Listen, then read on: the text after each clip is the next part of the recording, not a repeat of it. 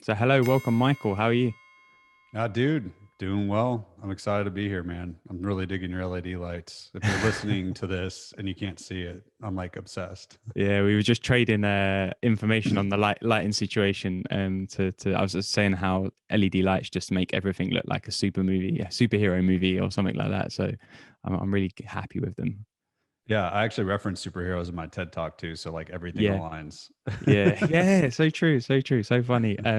So for anyone who's kind of listening and they haven't heard anything about you before, um, can you give a kind of very brief, in a nutshell, or as much detail as you want, kind of idea of like who you are and what you do, I guess. Yeah, man. So I'll do like the normal intro I kind of do. So 18 years ago, my daily habit was to use alcohol and drugs from the minute I woke up to the minute I passed out at night. All I wanted to do was to use and get high, and the only money I had was what I could steal from my friends. And I was kicked out of school. I was kicked out of college, like kicked out of my house, kicked out of my car, kicked out of my job. My liver enzymes were through the roof. I was throwing up blood at the age of 23. I thought I would die. And that's actually how I intro the TED Talk too, because that's the only way I know how to introduce myself. Mm. And so, I go around the world telling people that I think that leaders should act like drug addicts. And people go, "What the hell are you talking about?" Like, my title of my book is Great Leaders Live Like Drug Addicts. And people are like, "What?" And basically, I know a lot about addiction, but I also know a lot about leadership. In the last 18 years, my clean date is September 1st, 2002. And, I spent 8 years climbing the corporate ladder at a Fortune 50 company, left that in the height of the recession with no connections, investors, or anything else, and started a company and became the founder and CEO of a company called Quicker that was an Inc. 500 company. Sold that to a publicly traded company, then led us a nonprofit that helped 2,000 entrepreneurs start or grow a business a year, and then did my TED talk, and then wrote a book. And now I launched the Mastery program, the Mastery movement, in the middle of a pandemic, which is weird. We'll talk about that later.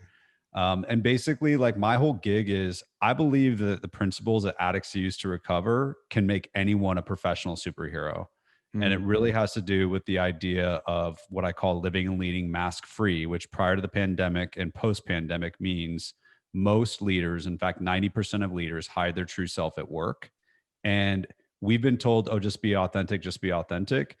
Well, I've actually been able to tie how wearing that mask at work hurts business outcomes. And that's what my work's really about, how like this kind of personal help, authentic movement, how do you actually make it a business discipline to gain a competitive advantage?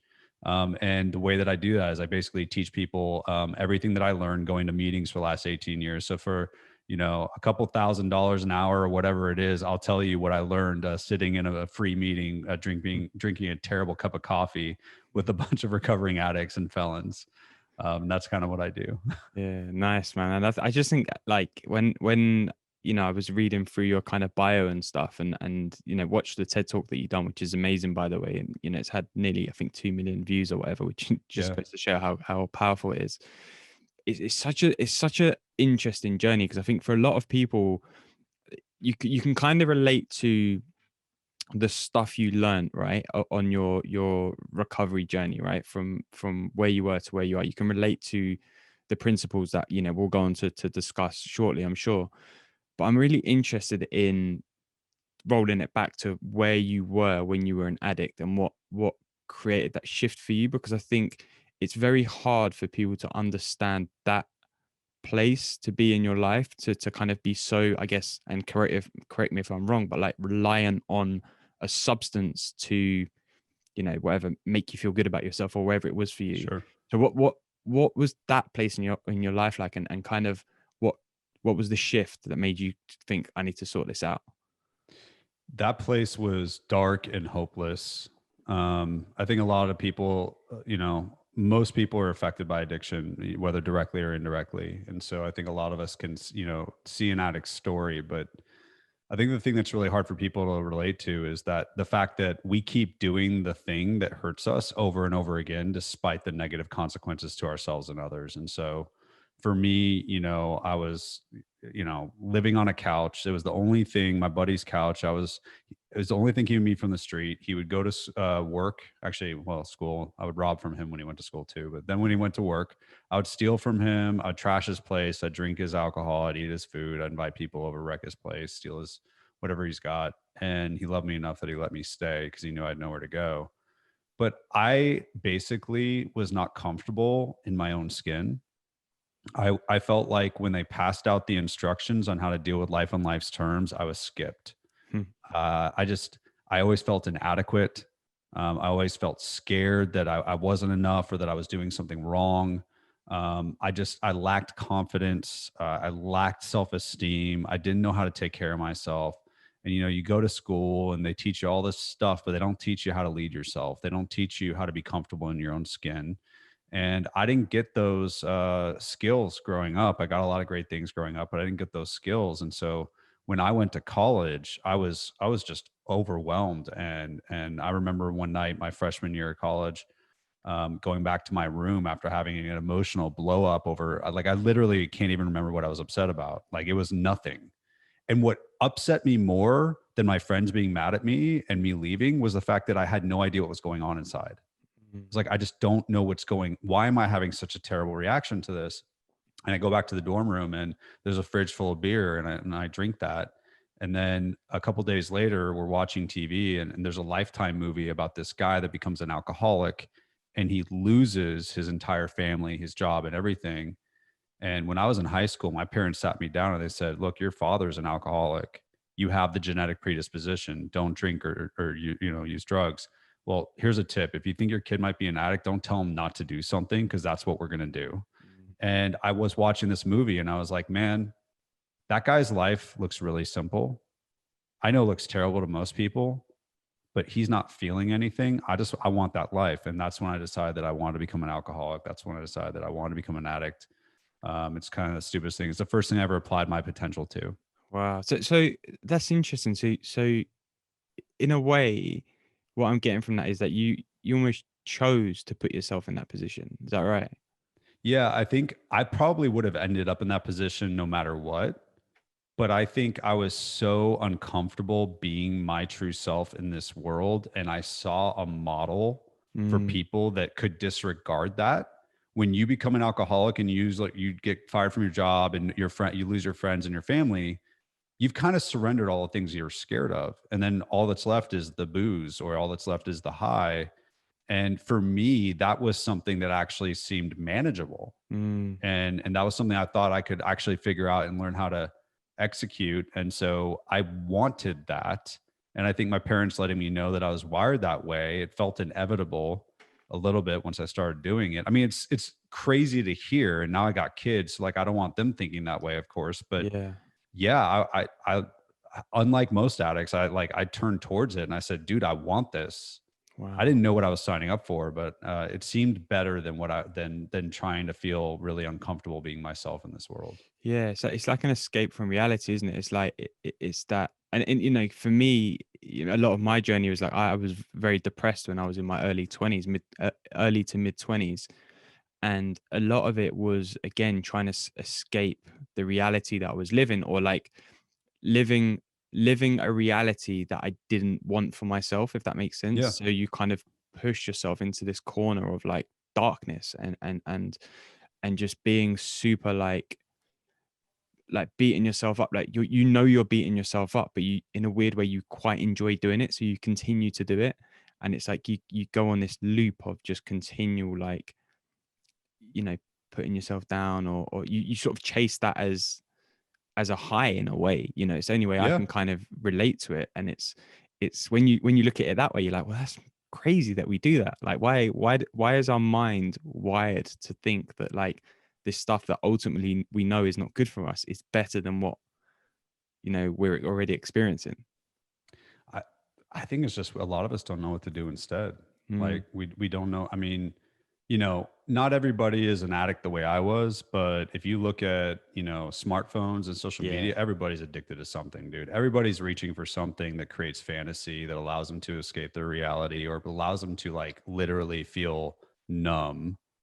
And I think that for a lot of us, we just aren't taught how to deal with life on life's terms. Mm, Like, you don't have to be an addict to get skipped on the life instructions, when they're handing that stuff out.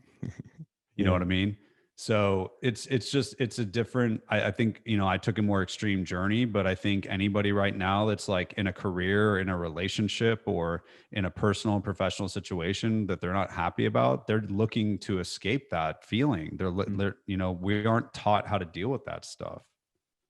Yeah, yeah, and it comes back to something that you mentioned earlier about, wearing a mask, right? And it's like, even if you're in that place, and this was a lot for me as well. It's like in that place of not being happy, and be it relationship or work or whatever it may be, but you put on the mask of like, well, look at me, I am happy in this. And for some people, that could be posting pictures of them looking happy on social media, or like doing things that they seem to be enjoying on social media, or turning up at a date with another couple or something, and looking like the relationship is really great and rosy and everything's really well, when behind the scenes it's like falling apart. And it's like that mask wearing that we all do is it's fascinating stuff, like why we do it, and for how long we do it for as well, and why we choose to do it. When I was well before social media and the internet and all that kind of stuff, so like 2002, when I went to rehab, well before a pandemic and before I built the mastery program, before all this other crap, they gave me two different masks. They gave me two different masks, and they were blank, and they were paper. And then they gave me a bunch of magazines, and they said, cut out images and words on the first mask that look like the person you want everybody to see you as. Mm. And then cut out images and words of what you actually are scared that they will see and who you think you really Wow. are. And so I still have those masks somewhere in my like in my keepsake boxes and stuff, and I look at them every once in a while. And so to me, the really cool thing, if we go to where when I get clean and stuff, is, to me, the only segment of society, personally or professionally, that are rigorously trained to learn how to become their true self are recovering addicts. Yeah. Because if we keep the mask on, we die. Mm. For the person that's trapped in a career or relationship or something like that they're not happy with, they suffer. And sometimes there are extreme cases where people do extreme things and they really hurt, but Mhm. they're not necessarily, getting arrested on every Saturday night and getting thrown in jail for being in a bad relationship. Although if we had those consequences, maybe Yeah. we would be in less bad relationships, but I'm not going to get into that. I'm not that kind of guy. But, addicts have very extreme consequences, but I don't Mm. think it's stemming from feeling materially different. It's just addicts. My personal belief about drug addiction and just addiction in general is we have a variant of obsessive compulsive disorder where we are obsessed with being able to predict and control how we feel. Mm. And that is why we will choose a negative feeling by using a drug that gets us into trouble or whatever over the variable of just showing up for life on life's terms, because at least we can predict that feeling. Yeah. And so I think that, in general, we are very extreme in how we manage that and how we react to it. But I think it's indicative of a larger issue. And so I deal with a lot of business leaders. Business leaders and addicts are actually acting very similarly. So when I was out there and I was using drugs and trying to fund my habit, I would say yes to drugs when I should say no. I hid my weakness of being an addict. I avoided every single difficult conversation that would lead me back to an intervention. And I held back the unique perspective that I had to bring to this world because I was high all the time. Yeah. For me, that was killing me. But leaders in this world, I've assessed 90% of leaders are saying yes to what they could say no to at work. It costs them 31 hours on average a month in meetings that are unnecessary. Leaders hide their weaknesses. When was the last time you heard a politician answer a question with, I don't know? But yet when we share our weaknesses, we grow. With your business and what I do, we know that. 70% of people are avoiding a difficult conversation with their boss, a coworker, or a direct Mm. report right now. And that's actually leading to millions of dollars that are lost by companies every single year. And holding back your unique perspective, there's so much stuff on Instagram and Facebook, just be you, just be you. But the truth is that we're scared when the boss's boss is in the room or the customer doesn't like what we're going to say, to share our unique perspective in the professional world. And so I'm obsessed with taking this stuff that I learned in 12-step meetings and how I integrated it into the building of my companies and stuff. and applying it to the professional world, because in the personal development is something that's okay, valued, acknowledged, and used. And we say, be your authentic self, in personal life. But professionally, we aren't taught how to lead ourselves. We're taught how to follow others. And really, it's like we're coming out of this era of what's called command and control leadership, which is literally you put on a mask to go to battle. That's the leadership paradigm everybody's trained in. Well, guess what? Where do you spend more time? Do you spend more time in a personal development coaching session, or do you spend more time at work? You spend more time at work. So guess which dog gets fed? Guess where you wire your muscle memory? The more you put on the mask at work, the more you're going to predetermine an inauthentic life. And so my obsession is that at my company, we did this. If you can create what we call a mask-free culture inside of a company, inside of a team, or inside of a human, you literally can change a world, multiple worlds. And if you want to get like jiggy with the quantification, 500 hours a year is on average what a leader wastes saying yes to things they could say no to, hiding a weakness, avoiding difficult conversations, holding back the unique perspective. And time is the number one resource inside of every single company. So everybody's wasting 500 hours a year. And it's the number one resource inside companies now that we're in an information economy. And literally nobody's doing anything about it.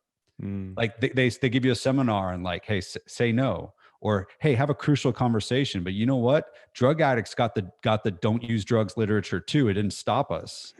Like you got to address the fact that we're addicted to this stuff. And so I think it's just a unique time where I think, like, they say it's always darkest before the dawn. I think that we are living in a dramatically more inauthentic world, but I think it's illustrating a thirst for authenticity. And I think that the addicts are here to save the day.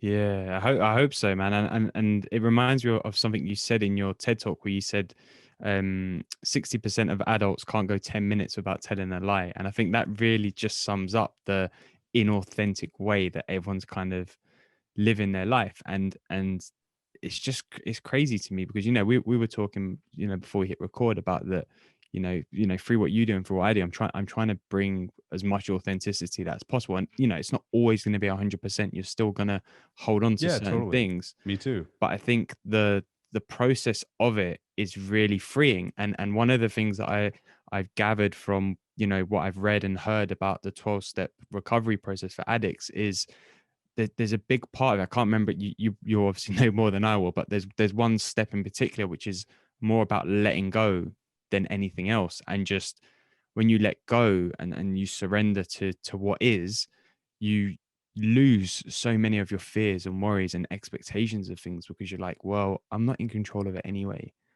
Like I can just be me and it's still going to be fine. Yeah. So step 3, I mean, like the whole thing is that, but step 3 is really, and when I stared at step 3, I was like, hell no, I'm not turning over my will. Like I'm not surrendering to something called a higher power. Like screw that. And then someone's like, your best thinking got you here. I'm like, good point. I'm in rehab. So maybe I'm not doing such a great job leading myself. But I think, we've got, I teach a lot of different professionals from all over the world. That makes it sound like there's a lot of people. It's not a ton of people. I don't want to misrepresent myself, but they are from all over. And I teach them the 3 principles in my TED Talk and in my book. And one of the things that we talk about is just like, we can get into, just like I did, all these like practical applications of living mask free. But in reality, a lot of people, they come do this work with it because they just want to be free of fear. Like they just want to be able to let the fear go. And I feel like if you kind of pull back the covers on a lot of the stuff out there that's, going to help people, at the end of the day, it's trying to help people with the fear. And and I'm not going to say 12-step is the only way, or that the mastery program that I'm building for everybody is the only way. There's a lot of really great paths to getting there. But I think the most powerful thing in learning how to get out of fear is to understand that you will never get out of fear. Like that's never going to happen. So how do you surrender it anyway? How do you accept anyway? And that's like, to me, this illusion that we can get out of fear, this illusion that we can be perfect, this illusion that we can have it all, like all these illusions are not really real. So that's why authenticity is so important. You have to understand who you are. You have to understand what you truly want. You have to understand how much you're hiding yourself to the world. And I have an authenticity assessment. And when people come into my program, their scores go down, not up, because they start to realize they're wearing masks all the time and they don't even know it. And so they start to become aware and they go, dude, I'm being inauthentic everywhere. And I do too. I still do it, man. Yeah. I was doing a social media video with my wife the other day, like not, it was actually longer now. And she's like, you're not being authentic. I'm like, what? I believe what I'm saying. And she's like, when Michael Brody-Waite is talking to a crowd, he's performing. I've seen you coach one person and your entire goal is to change their life. But the way you talk to them is different than when you're trying to perform for a crowd. I'm shooting this video and I'm seeing the guy that's performing for the crowd. I was like, shit, man. Like, cause in addiction recovery, we're taught you can't spot self-deception. And that's why you need a sponsor. That's why you never graduate. That's why you have to continue to work the steps. That's why my wife was like, why do you still go to meetings? I'm like, because I don't want to relapse. Yeah. I still go to meetings to this day. And I think a lot of it's, you know, we don't know when we're being inauthentic. We need people watching our back that are committed to rigorous authenticity, not just check the box authenticity, but rigorous authenticity that are going to hold us accountable and give us their perspective. And then collectively we can start to take these masks off together. Yeah, yeah, and I think the accountability is so big, isn't it? And you know, again, it's testament to the recovery 12-step programs, because it's like you're being put in a position where you're being accountable to yourself with other people involved as well, a sponsor, the people in the group, you know, the person who hosts the group, and it's like having that accountability to being authentic, and having that person like what your wife did in that story there to remind you of the times when you're not, helps you become more aware of it. And I think sometimes we forget that when you have people who can prod you sometimes and remind you, it just, all it does is just widen your blinkers a little bit more. And Yep. every time you widen those blinkers, you're becoming more aware of who you're being and how you're showing up. And a lot of my work with clients is about trying to help them see who they are being when they're showing up in their life in every area, relationships, work, you know, etc., etc., etc. And it's like when you have that awareness of that, you're being as authentic as you can be, because you're aware of, okay, I'm being me, I'm being, you know, this is, I'm performing here, I'm, you know, I'm holding back here, or you know, you start to build the picture up for yourself. And I think it's really fascinating. And if you don't mind, I'd love for you to kind of talk through those 3 principles that you kind of, you know, have in the book, and were, you know, a big part of the TED Talk, and what they are, and whether you want to kind of do an overview of them or break them down one by one. Like, I'm totally open to either way, man. I'd love to dive in on them. Yeah, dude. So, I don't like talking about them at all. That's all I talk about. Yeah. I love these principles. So here's the deal. Like, so if you're listening, you've read a book on how to say no, you know that you need to be vulnerable. I'm a Brene Brown fan too, right? You've read a book called Crucial Conversations. You're like, oh, I'm gonna have difficult conversations. Or you watched, you know, Jay Shetty on Instagram say, just be your best self. And so we consume all this stuff, all this inspiration, all this what and why, but no one usually gives us the how. And so when I walked into rehab, when I walked into the Betty Ford Center, September 1st, 2002, or actually August 31st, 2002, they didn't say stop using drugs. My entire family had been telling me to stop using, right? The law was telling me to stop using. Yeah. My liver was telling me to stop using. My doctor was telling me to stop using. Anyone that has an addict in their life knows you can tell an addict to stop using until you are blue in the face and nothing's going to change. Recovery only starts when you, instead of focusing on what you need to stop, someone tells you what to start instead. And so for me, the 12-step program over my 18 years of practicing it personally and also practicing it in my different businesses, at the end of the day, taught me 3 principles that are the how. Okay, so the first principle, and they go together as a system. They're not just 3 principles that you put up on a wall. You go, oh, that's inspirational. And then you do the same shit. It's literally designed to change your behavior. And so the first principle. So it's just to cut in quickly. Are they 3 principles that you were taught, or are these principles that you've taken from what you learned? You are a smart man. And a lot of people don't dive into that. So these are not specifically 12-step program principles.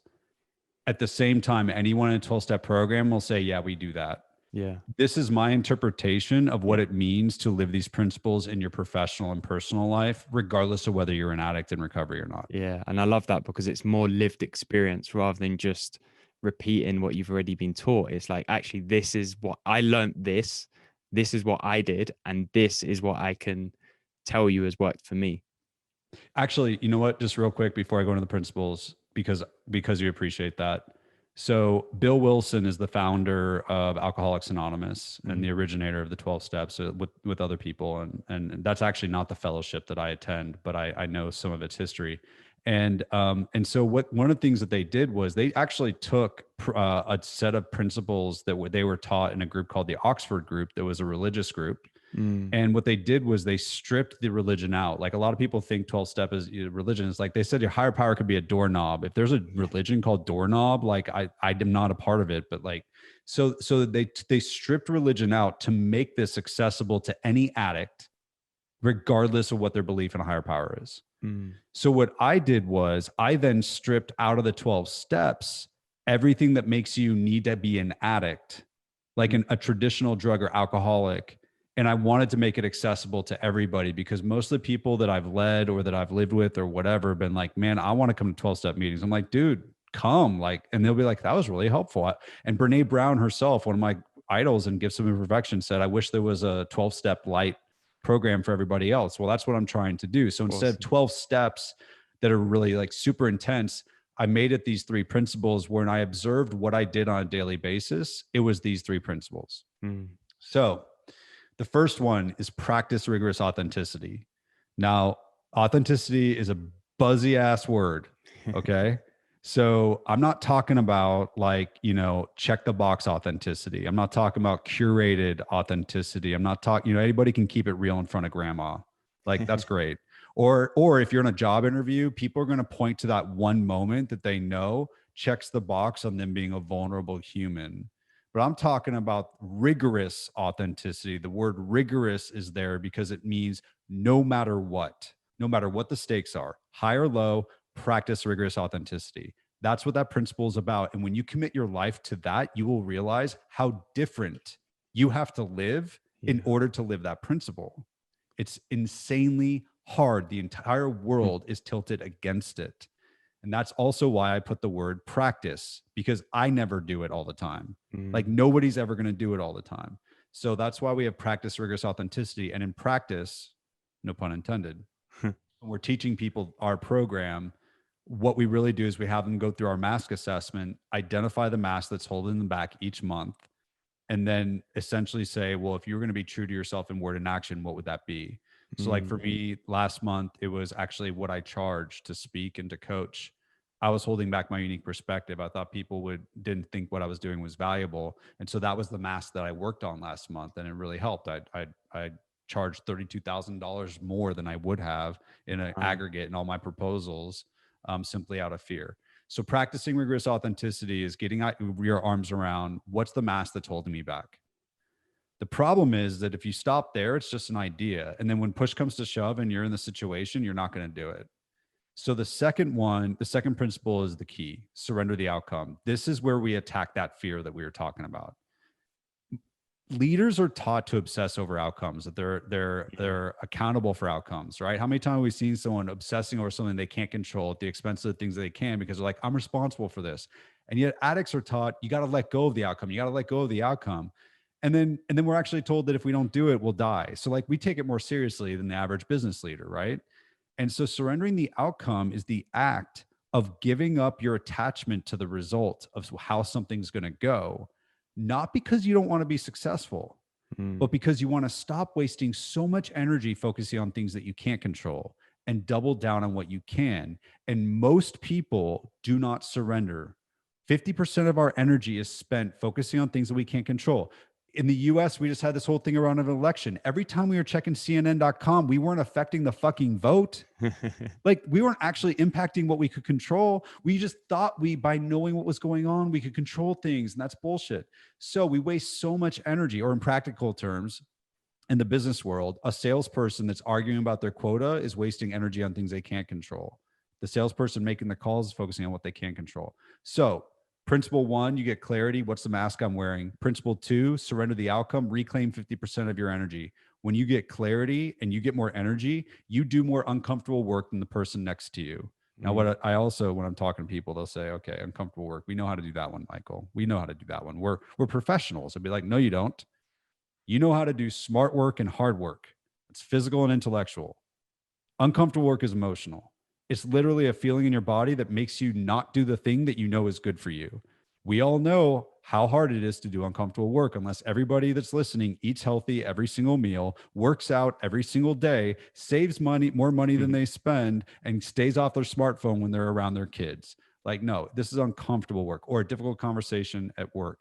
So, uncomfortable work is something that magically happens when you work those first two principles. And so what we do is we focus on, okay, so what's my uncomfortable work when I'm tackling this mask? And so like last month, holding back my unique perspective, my uncomfortable work, I've actually got my action card right here. And it was 4 moments. I had to collect 4 moments over the course of the month where quoting our full price would give me butterflies in my stomach. And that's what led to $32,000 more in quotes. And so like, I have to practice this program too, because I'm never going to recover. But if you can take these 3 principles, if you can identify your mask by practicing rigorous authenticity in all moments, if you can learn how to surrender the outcome and reclaim a tremendous amount of energy from all that fear, you will do more uncomfortable work, and that will help you grow and help everybody around you grow.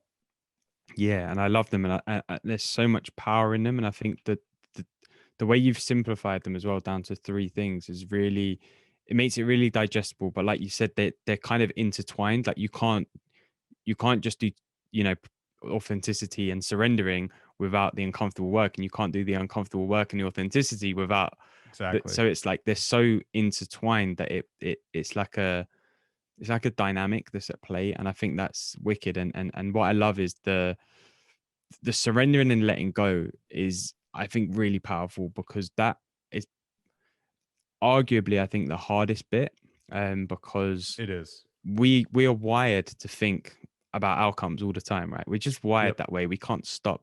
And it's like when you actually surrender to, and I'm going to speak from like a personal perspective in terms of like everyday life and not just workplace or whatever, but when you surrender to and accept, which is a word I use a lot, like learning to accept who you are, how you feel, what you're going through, you know, and we're kind of seeing it a bit now. Like there's so many people who are saying like, oh, like, oh, when the world gets back to normal. But it's like the more you continue to think about when the world gets back to normal or how it was, the more you're going to be unhappy with how you're living now. So if you can accept that this is now the normal, your life is going to become, in inverted commas, normal again, because you're like, well, I'm happy with this because I'm surrendering to what I'm experiencing. And I think this is such a powerful thing. And it's like, I think we undervalue it because we want something from not every, but like most situations and most things in life. We're never just like, let's just go with the flow and just Right. enjoy that. Well, if you think about it, like, so we're, humans are known as what's called an apex predator, right? Where there's nobody that hunts us. Mm, We're the top of the food chain. But if you look at like the next like 20 animals below us, one on one, they would kick our ass. yeah. Like, I cannot beat a mountain lion. It is going to rip me to shreds. So we are actually really feeble and weak. Arnold Schwarzenegger is nothing compared to a lion, right? Mm. So, although I would pay to see that. So what makes us successful is our ability to think ahead and coordinate use of resources and all these types of things. And so a lot of times, so I just recently had an experience where someone that's very dear to me, we had a situation where we don't agree and we're kind Mm. of upset at each other, and we're not even fully talking right now.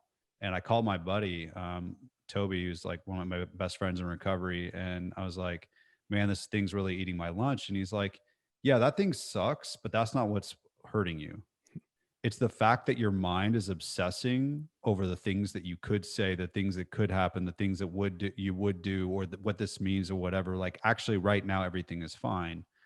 And it was, I mean, I think all of us have those moments. Mm. But I think the thing that I try to teach people is that I teach them 2 things. One thing that's really simple and one thing that's a little bit more complex. The first thing I teach them is the simplest tool in the world that is most likely to give you the most freedom is if you take out a piece of paper and you write can't control in the top left, can control in the top right, and you draw a line down the middle. Whatever is eating your lunch, start writing 3 things that you can't control, write 3 things that you can control, literally physically write it, engage your entire brain in the exercise, and then actually cross out the 3 things that you can't control and physically circle the 3 things that you can control. And what will happen is your brain will detach from the outcome, and you will now suddenly be hyper focused on what you can control, and you will actually be able to release it. And one of the reasons that's so important, and that's an exercise that we do all the time, it's simple to teach, hard to live, I still forget it all the time,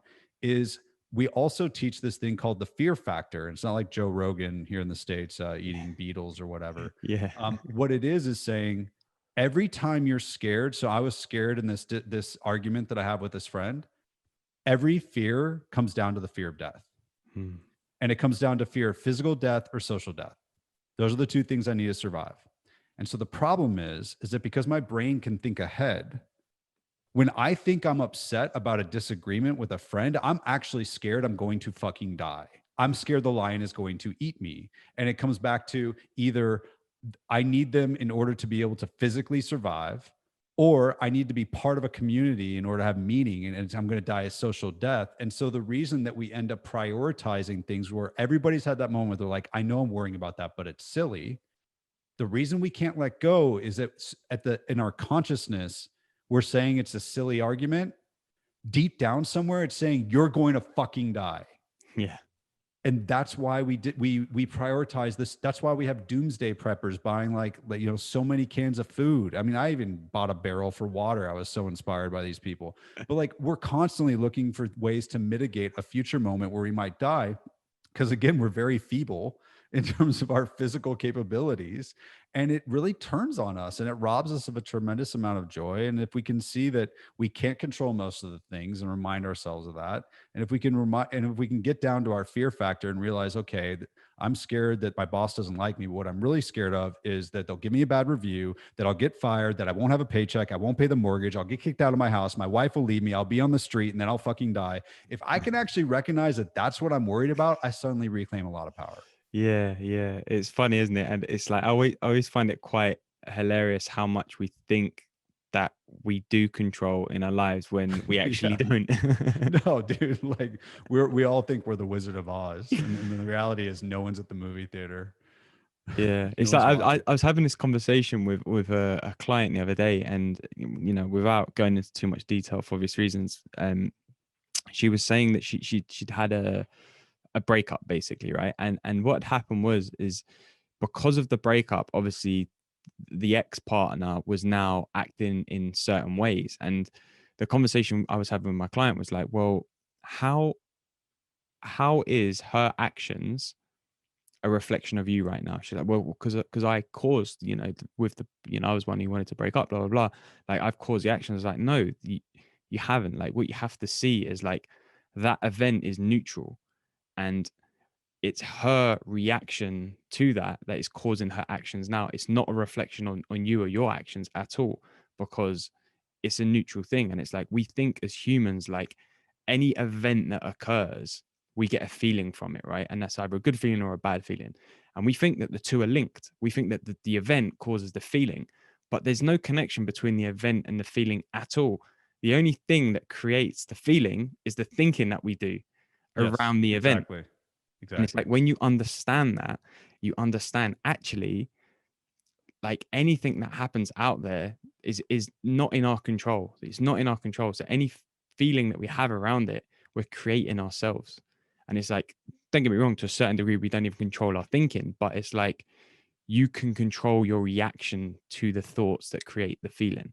Like when you have Yes. that feeling, it's like, I'm probably somewhere in the program. It's like, you're taught in a way to fight against the feeling of wanting to I can't Use. think of wanting to Yeah. reuse. And it's like, but you have to learn, it's not the feeling that you're fighting, it's your reaction to the feeling. Because your Yes. reaction is, I guess, well, I'm going to go and do it because it's going to make me feel X, Y, and Z. Or it can be, no, actually, do I really want to do that? And it's like, it's a different thing to the actual action, the feeling itself. So everything you said is exactly spot on. And I think that that's one of the reasons that I wanted to find a way to make everything I learned in 12 step something that was accessible to everybody, because to Mm, me, it's the greatest behavior modification system, the thinking, reaction system in the world. And I think of this story where when I first got out of rehab or out of the halfway house, the guy that was at the halfway, or sorry, when I got out of rehab, I went to the halfway house. That's right. And I dropped down my bags and I'm like, hey man, so like, what do we do for food? Because I honestly didn't even know the setup. He's like, you go to the grocery store and you get it. I'm like, okay, cool. And I go to the grocery store and I thought you probably thought I was going to tell a story from the TED Talk. Nope. Um, so I go to the grocery store and I'm in the cereal aisle. yeah. Harmless, not a big problem. But I'm in the cereal aisle and I'm terrified that if I pick the wrong cereal, I'm going to relapse Wow. Why? because I don't know what's going to make me relapse. Mm, And so I'm worried that like I literally think a drug or a drink is going to like jump me in an alley and force itself inside of me. I don't know mm, what I'm going to do because most addicts relapse. So I'm like, if I make the wrong decision on these cornflakes, dude, I'm screwed.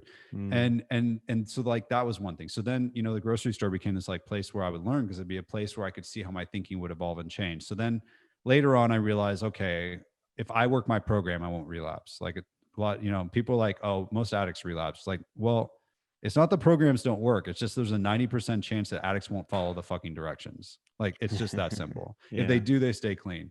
So I go to the grocery store. Maybe I've got a year clean now. And I go down an aisle and I don't know what I'm getting, like grape soda or something like that. And then there's the beer aisle. And I'm going by the beer and the alcohol.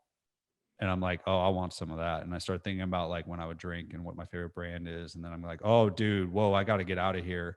And then the entire time going around the grocery store, I'm thinking about and fighting this urge and desire to drink.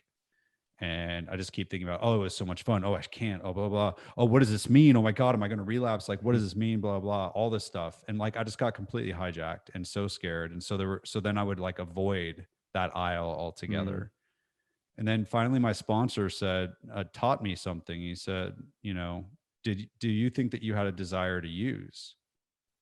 Because one of the things I was promised was I would lose my desire to use. And I said, yes, I wanted the beer. He's like, no. Did you want to use it and throw everything that you have away? And I was like, no. He's like, okay. So what you had was a using thought. It's a mm, reflex. You will have that till the day you die because you are an addict. There is not recovered, there's only recovery. A mm, desire to use is your ability to walk through it anyway. Dude, that insight gave me so much freedom because one of the things about what you were talking about in terms of things happen and then the way that we think and perceive affects how we feel, well, that becomes either an exponential spiral or an I don't even know what the opposite is, but a minimizing spiral. Because what happens is we have a thought, we have a feeling, and then that feeling creates another thought. And then mm, that thought creates another feeling. And so yeah. that's how we get spun up, spun up, spun up. And then if you ever had that moment where you're pissed off at someone, you keep thinking about what you're going to say to them and you find yourself more and more pissed off, that's what's happening. Opposite happens when you're meditating or you're doing something spiritual or whatever, you're able to detach and all of a sudden you're able to get quieter, quieter, quieter, more peaceful. And so for me, like it's literally just learning how to see the world differently. The question is, I think anybody listening right now is like, oh, yeah, I just have to think differently. Well, how the F do you actually do that? Yeah. Like, that's great, but how do you do that? And I bet what you teach, what I teach, what 12 step teaches, it's not in the hilltop moment. It's not in the workshop. It's not during the retreat. It's literally what do you do on a daily basis that becomes muscle memory. So, Mm, like, I've been to over 2,000 12 step meetings. They lost their novelty at about number 10. Most people will not continue to take action that reprograms themselves past the point of novelty. That's why you get fad diets. That's why you get fad working out, whatever. But a drug addict has a little bit more incentive because I walk around with the equivalent of a 12 gauge shotgun pointed at my head. If I don't do this stuff, I went to my home group last night. If I don't number, whatever, 2102, I don't know what it is. But if I didn't go, there's a good chance that I start not going more. And then all Yeah. of a sudden my thinking's different and I start looking at drugs and alcohol differently and all that kind of stuff. And I think I'm pretty far away from relapse with 18 years, but I could get a pretty shitty attitude with my kids and wife pretty soon. That could happen really quickly.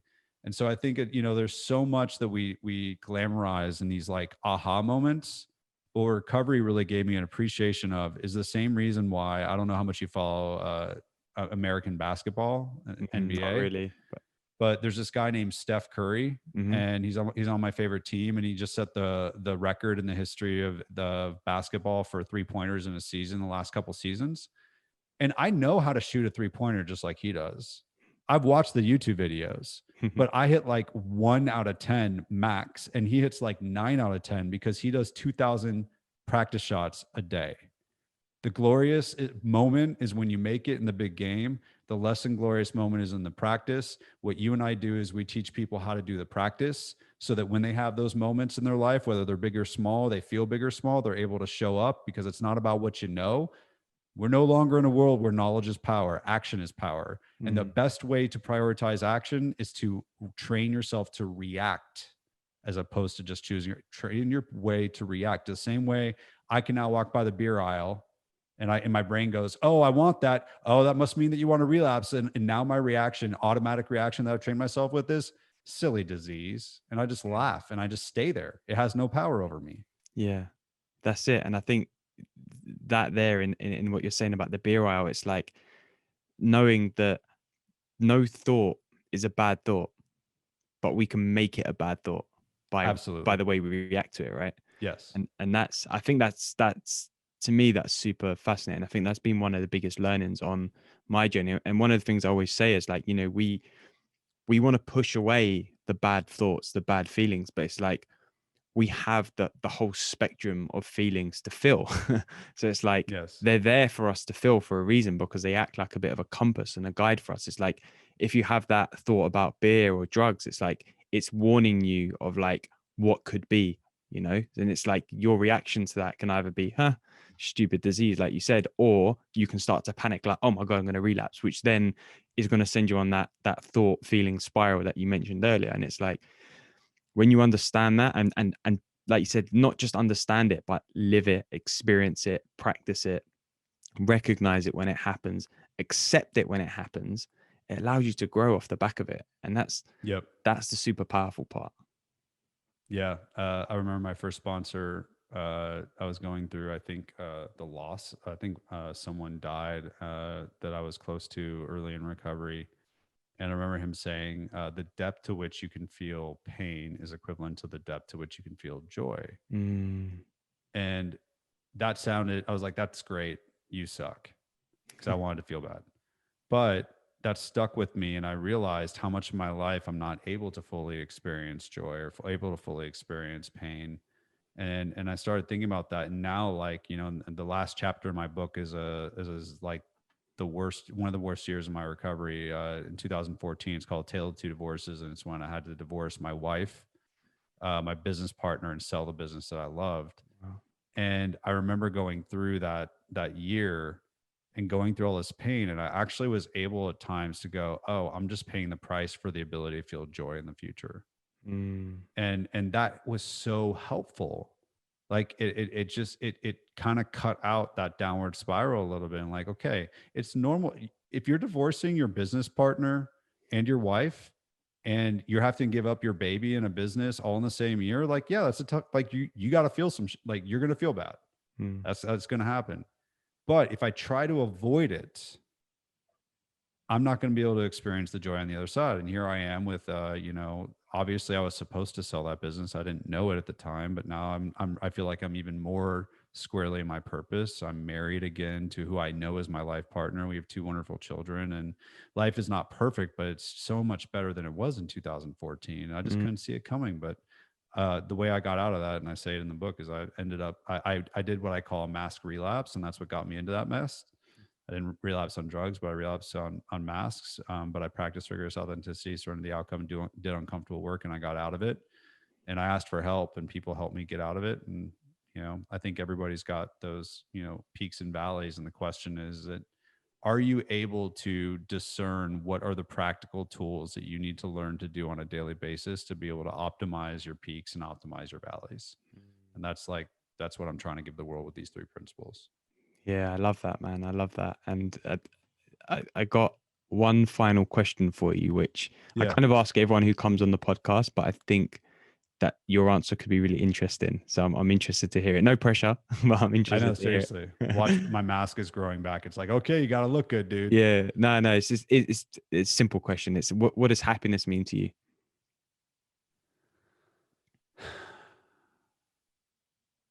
I'd imagine you got some great answers to this. I think practically speaking, I hate that this is my practical answer, but it's the absence of pain for me, the Yeah. absence of suffering. Um, at the same time, a lot of times when I use the word happy, I can think of the word joy.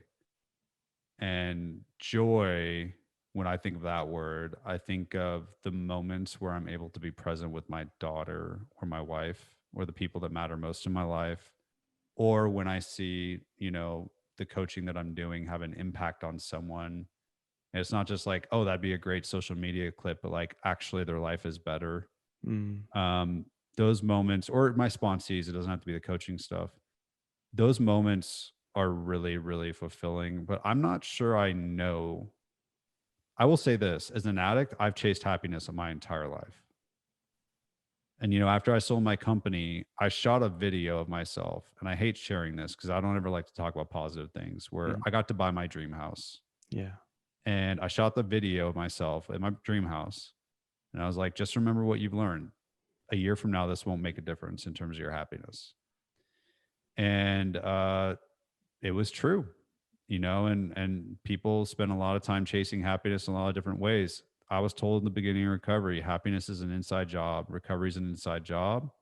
And to me, if I don't have suffering internally, I'm pretty content. And then, I have these moments where I get to experience joy, but it's not actually in the external achievements at all. It's really how you feel inside. Mm, I think that yeah. was all over the place, but I gave it my best shot. No, wow, it's good. It's really good, man. I like the two angles of it, and your practical one, and then your more sort of like lived one. It's both super relevant. So yeah, man, thank you for sharing, and thank you again for the time today, and for bringing, your authentic self to the conversation, and for sharing and doing great work in the world, man. I think just your TED talk alone will change a lot of lives. Um, and your teachings and the book and stuff will. So yeah, appreciate the Thank time. you. Thank you. um Hey, dude, I can tell you're a genuine dude that genuinely cares. And I think that's pretty cool. So thank you for making a space like this to help people.